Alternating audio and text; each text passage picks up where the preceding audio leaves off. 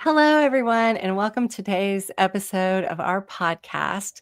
I'm Christy Powell. I'm here with my co-host, Angela Gardner, and we are really thrilled to have a special guest with us today, Allison Giddens from Wintech. Allison is a trailblazer in the manufacturing industry, and her role at Wintech is all about driving innovation and making a real impact. Today, we're going to dive into 5 topics that will not only showcase her work, but also shine a light on why the manufacturing industry is a great place for anyone looking to build a career. One of the things that I think is most important about Allison is being able to tell her story about how she went from assistant to owner of the company. And I think that's a really impactful story for all of us to hear today. So thank you for joining us, Allison. Really great for you to be here. Can you tell us something just really quick and easy about you? And then we're going to start diving in and throwing some questions at you. Yeah, absolutely. Well, thanks so much for having me. I'm excited to be here and get to chat with y'all. This is exciting to be here and excited to tell my story a little bit. It's kind of wild how I got here. I started off as a kind of in a sales marketing role years and years and years ago. I was in my early 20s and got passed up for a promotion, and I was young and silly and dumb and thought I deserved it. So I called my dad crying and said I was going to quit my job. And he said, "You can't quit your job until you have a new job." Typical dad advice, right? So I called my neighbor who I had pet sat for, who I knew owned a small business, didn't really know what he did, but I called him and said, "I want to come work for you." And he said, "You don't know what I do." And I said, "I don't care. I just need a new job." And my dad said, "I can't quit my other one until I have a new one." And so he said, "You can come in for an interview." And I came in for an interview, and he offered me an assistant position at this small machine shop. And I remember walking into the smells of the oil and of the machine shop, right? And I was used to being on the 22nd floor of a, marble elevators and all that nonsense. And I remember thinking, oh, I don't know that I could do this. And he could kind of see the look on my face. And he said, "If you trust me, I think you could run this place one day." Wow. And I went home, and at that time I had my fiance and I said to him, I don't know what to do. And Matt, my fiance, said, "I know you, and you don't like being told what to do."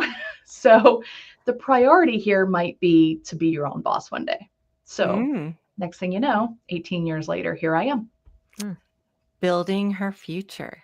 Yes. That's awesome. Very awesome.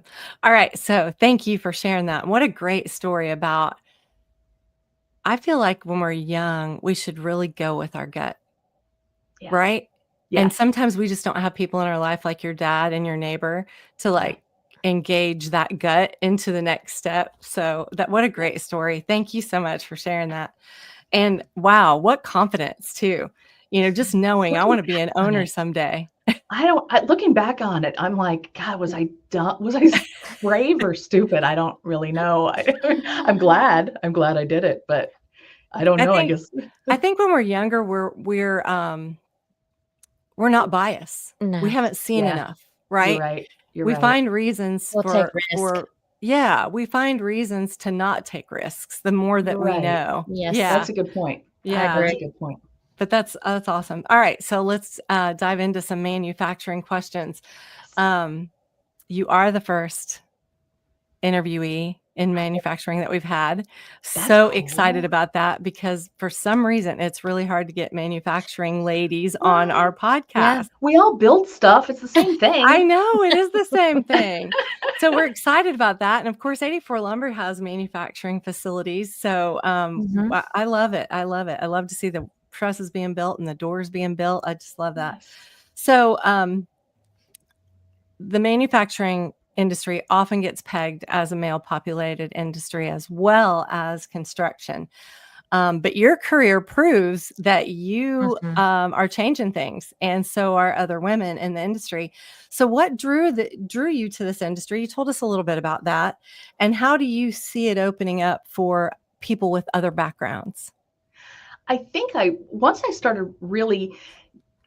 I was actually here at Wintech and got my feet wet a little bit with being an assistant and learning a little bit, what first drew me was the small business piece and being able to make a difference every single day in a small environment.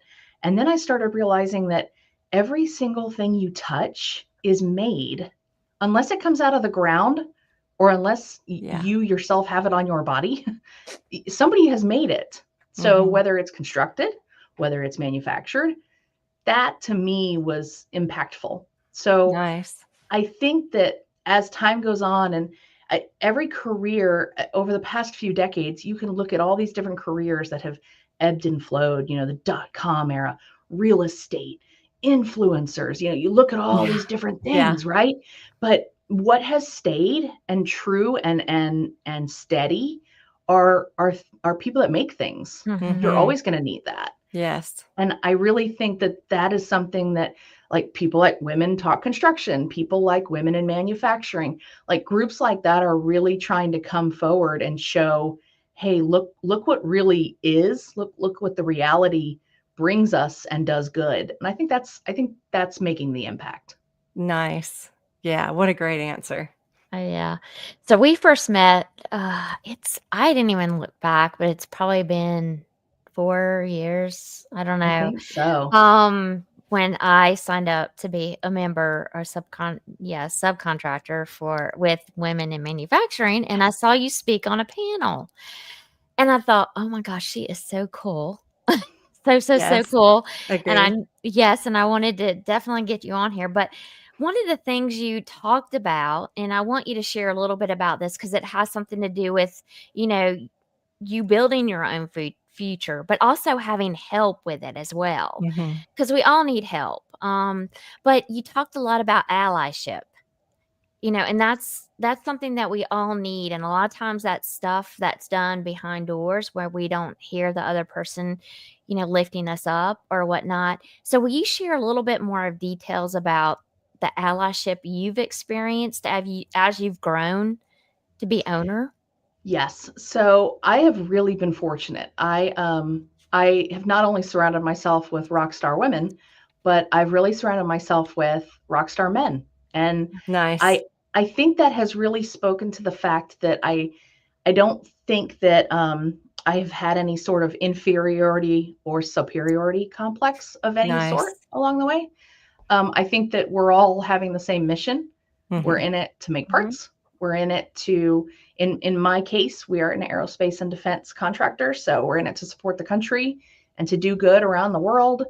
And so in my world and in my small little microcosm, my co-owner, John, years ago, we walked into my boss at the time, the same boss that had sat across the table from me and said, if you trust me, I think you could run the place one day.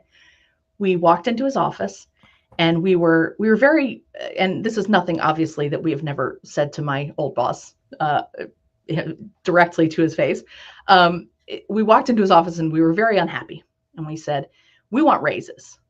And Dennis kind of sat back and he kind of smiled, did a side smile that he did. And he said, well, what do you want? And I knew what John made because I did payroll. And he had been there for 15 more years than I had been. So I get it. He made more than I did. It didn't click to me. That wasn't a problem. And he also knew how to run every single machine on that shop floor.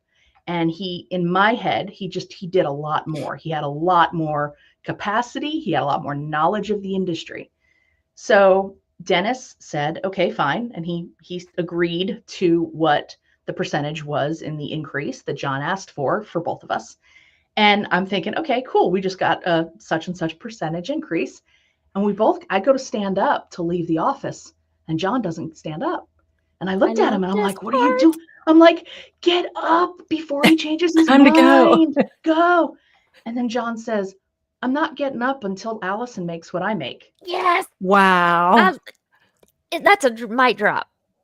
It is. Wow.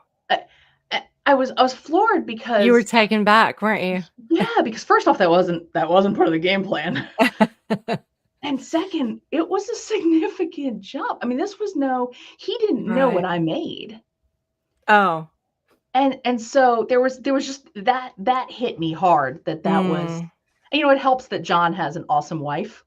Oh yeah. It does. So, Leslie's wonderful. So, I think that those kind of relationships matter. So to this day, he and I make a very good business relationship pair.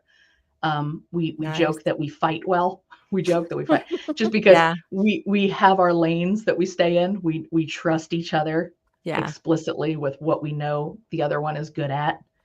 And I think that is really what boils down to in the allyship is trust. If you know all day long, you can know that the other person's going to be better at you than something, or is going to win over something before you. But if you trust that you're both going after the same thing for the same reasons, and those reasons are good, then that's all that matters. Yeah, trust is a big factor in staying at an employer, right? It's a big factor of wanting to work with people for a long period of time. Same thing, right? We need to trust each other, and for production to happen and revenue to follow. Yes. If there's not trust there, those things don't happen. No, they don't. So that's awesome. So Allison, the manufacturing industry is full of cutting edge projects. What have you worked on that's been extremely innovative at WinTech that you think could inspire somebody to enter your field? I think what's most exciting is being able to see a lot of the products in the news. So we do a lot of work, and it's funny when we talked kind of about some of the projects that I could talk about on, and we don't do anything secret. We don't do anything top secret or classified. But one of my favorite long-term projects that WinTech works on is the C-130. So if you're familiar with the Hercules plane, and if you ever look up in the sky, if you're in the Southeast, many of us in the Dobbins Air Force area, we'll see Air Force Base area, we'll see the C-130. And it's not just a plane that is used in wartime. It's also in peacekeeping. It helps with different aid missions. It's used in hurricanes, you name it. And it's just one of those planes that, so we help with like ground support equipment, and we help with different spare parts. And it's really cool because we can look up at the sky and say, one of our parts might be on that thing. And it's neat to think, like, it's cool to think maybe there's the next generation. I would love for them to look up at the sky and think, I want to be part of the innovation and the technology and the stuff that goes into making sure that stays up in the sky. How inspiring is that? Now I want to come work for you. Okay, come on, let's do this. That's amazing. Amazing. Thank you for it? sharing that. Yes. Very cool. Yeah, what our manufacturing world does here in our area is crazy cool. So okay, so I mentioned that we met through Women in Manufacturing, and because we're both members, but then they also have so many cool, and you also helped found the actual one in your area, which is the Atlanta one, right? It's the Georgia chapter. Or Georgia chapter. Yes, oh, wow. Georgia chapter. The whole state, of course. Okay. They have done so many awesome things. So yes, like 10 years ago, no, 12 years ago, it's been forever ago, that Suzanne Lauda, who was with AGCO at the time, and then a couple others and we all came together, wanted to come up with a Georgia chapter. So we did. And one thing led to another, and we had like 15, 20 people that kind of kept coming around. But ever since we begged and pleaded for new blood to come help lead it. And new blood did a couple years ago, stepped in, and they have done incredible things. Nice. Like the last I heard, they had to cut off a tour at 50 people. Yeah. Wow. Yes, they had a plant tour that they had to basically say at 50 registrations. Okay, all right, that's all we can have today. Yes. Yeah. So if you're a member, tell our audience, what do you get from that? Because it's pretty cool. Because I see it. So what do you get from being a member of Women in Manufacturing? You get all sorts of stuff. You not only get access into the different national events. So they have the National Summit, they have regional events. So they have something called Women in Manufacturing South, Women in Manufacturing North, West, East. They have different mentoring opportunities. They have different local opportunities. So those local chapter opportunities, it's not just plant tours. There are speaking engagements. There are social engagements. There's just so many different, you get to hang out with like-minded people. Mhm. And That's they're huge. so cool. And there's a website too that will help connect you to career opportunities as well. Mm. Yeah, that's And like its a little back forum, right? Where you can actually go in and talk to people. I really love that too. I mean, because if you want to make a connection that's, say, in California and I'm in South Carolina, I can do that. And then also, y'all do a lot of virtual trainings too, like on just like how to do your resume, how to be on social media, all of that, right? Yes. And they also have different longer term programs. They have like a management development program. And they have different programs for different stages in your career as well. So if you are in manufacturing and you're on the floor, obviously your training is going to look a heck of a lot different, because if you're on the manufacturing floor, it's not as though you're sitting in front of a computer to be able to Right. do the kinds of training things that somebody in administration can do. So they've taken that into consideration with a lot of their training too. So it's really, they've put That a is lot of thought into it. awesome. Allison Giddens, who is the founder of WIM, has done a phenomenal job. Nice. Okay, so let's see what we have. One more question. All right, Allison, beyond the projects, how do you see your work at WinTech and the industry as a whole? And how is it making a positive difference in the communities and in people's lives?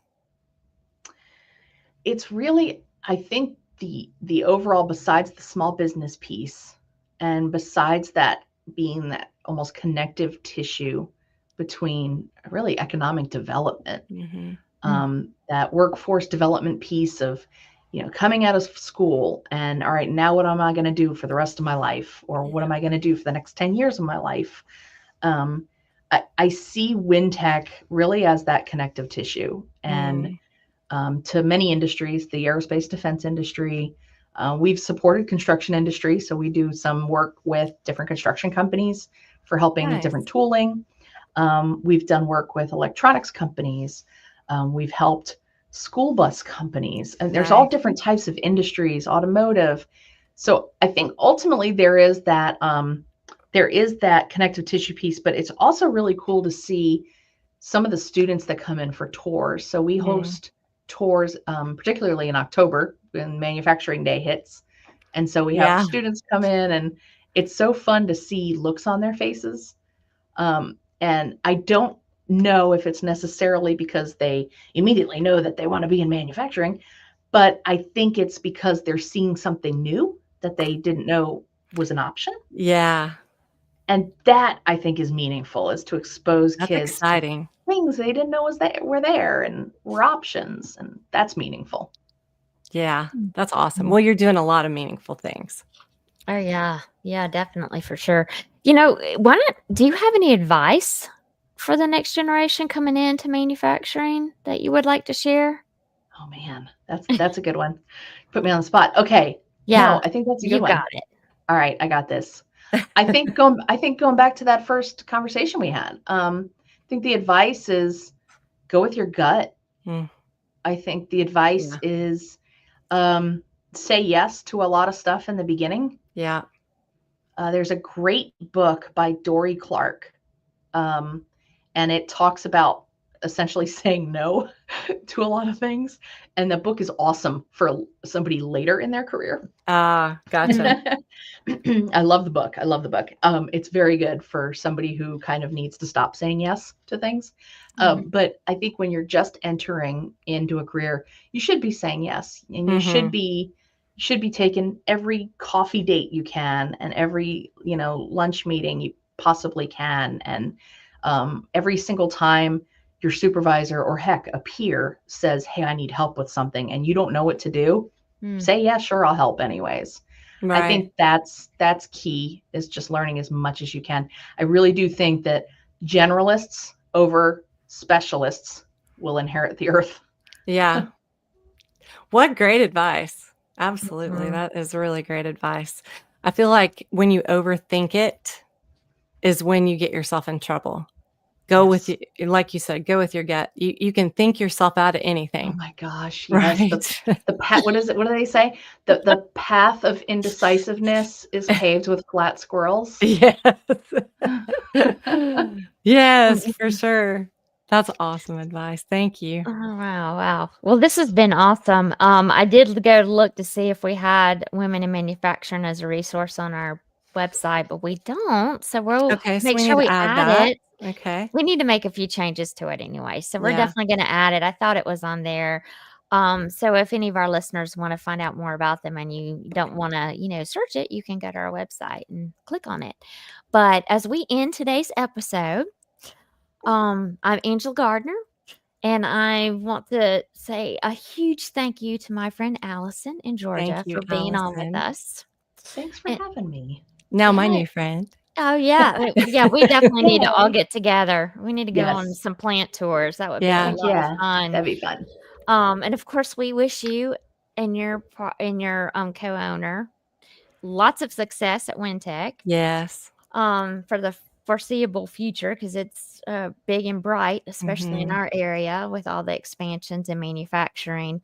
But from busting myths to building a brighter future and a better future, which is what you've done, you're definitely sharing with our audience how to navigate the manufacturing industry, and we really appreciate that. Christi and I hope you have our audience is so inspired by what Allison has said today and what we've talked about in this dynamic field. Until next time, keep dreaming big and building better and building bigger too. See you soon. And Allison, can you please share with our audience how they can get in touch with you? Absolutely. They can find me on LinkedIn. I would love to hear from them. Make sure that you send me a message and reference Women Talk Construction so that I am sure to accept your connection request. Awesome. Yay. Thank you, Allison. Thank Have a you. wonderful day today. Thanks so much for having me. And month and year, and I hope you're very successful. Thanks so much.